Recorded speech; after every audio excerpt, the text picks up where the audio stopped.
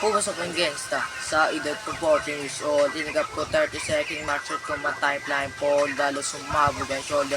Tikip ko parang color. Hindi naman shoulder pero ang wires not over. Aking burner forever na sa magkabilang daliri. Mga tusok ng karay, marka ng mananatili. Alam ko mali pero buhay ko dito naging makulay. Bala ang alay para sa aming mga kaaway ang mawali sa amin na mahal ako'y nakahanda na. Matsyempo ang kalaban ng edad. Na.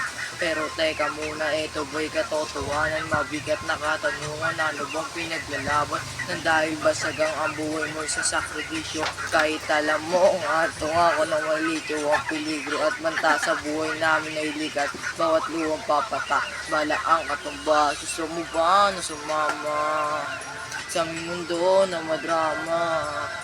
Na may alungkot at saya at may kababala ang patubo sa sala ng iba ang kaligtasan sa isa't isa inasa. Yan ang buhay ng gangsta.